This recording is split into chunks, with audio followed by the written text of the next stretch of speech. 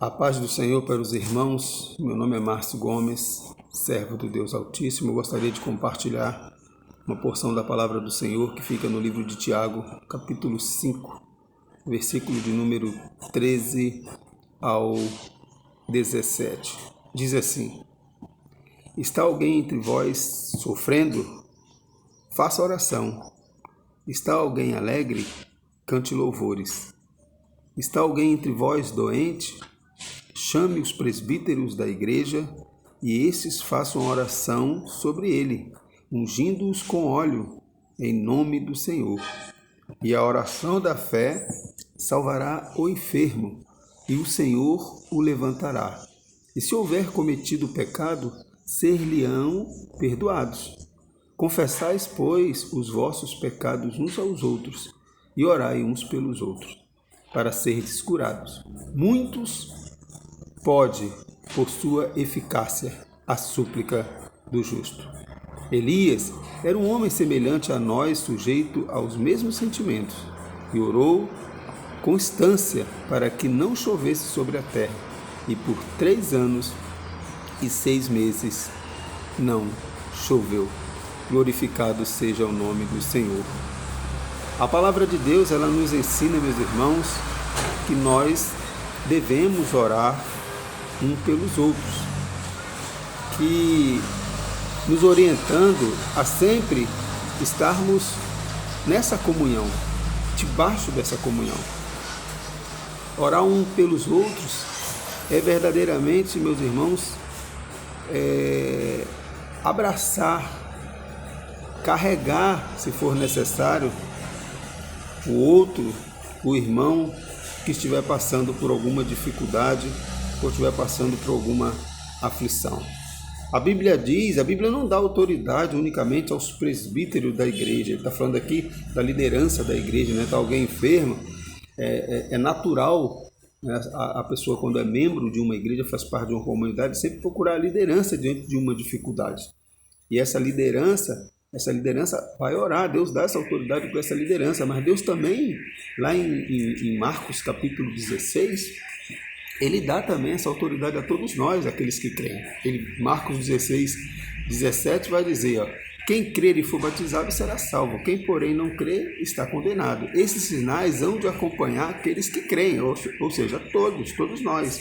Em meu nome expelirão demônios, falarão novas línguas, pegarão em serpentes, e se alguma coisa mortífera beberem, não lhe fará mal. E se puserem as mãos sobre os enfermos, eles ficarão curados. Glorificado seja o nome do Senhor. O interessante é que a palavra de Deus também, aqui em Tiago, capítulo 5, além de nos chamar, além de nos direcionar a orarmos, né, uns pelos outros, né, a compartilharmos as nossas aflições, as nossas enfermidades, né? Sejam elas quais forem, né? Pode ser um desemprego, pode ser uma enfermidade física, espiritual, seja lá qual for o problema, Deus nos deu autoridade a todos nós para fazermos isso, né? Para orarmos pelos enfermos. Mas o interessante é que o texto também nos diz que, apesar de Deus nos dar essa autoridade, ela também diz que nós somos homens comuns, homens que têm as suas aflições, homens que pecam, né, que cometem seus erros.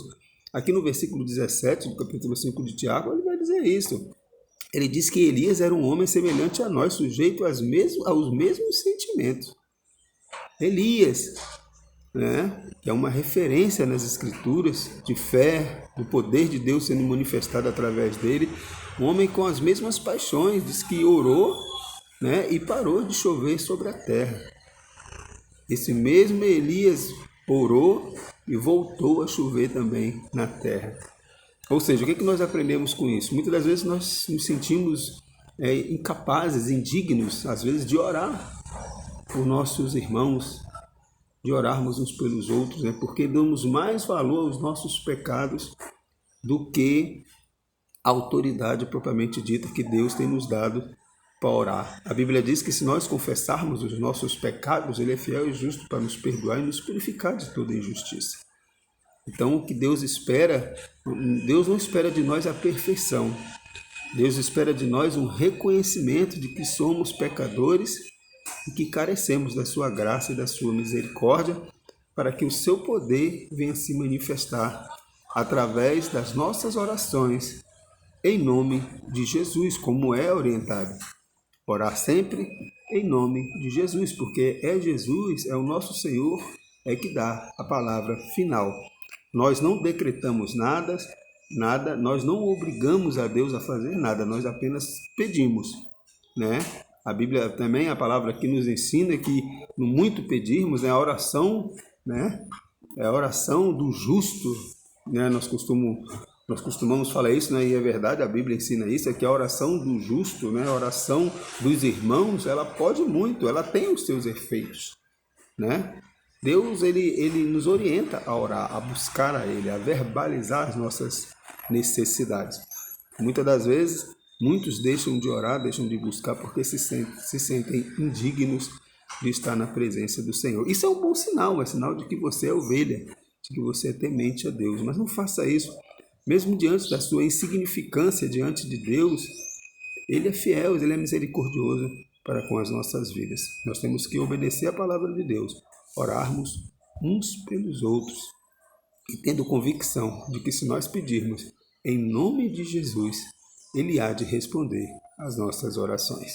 Tenham um bom dia, fiquem na paz, que Deus abençoe a todos. Que a graça do nosso Senhor Jesus Cristo, o amor de Deus e as doces consolações do Espírito Santo estejam presentes em nossas vidas, nos dando essa sabedoria, esse entendimento de que precisamos orar.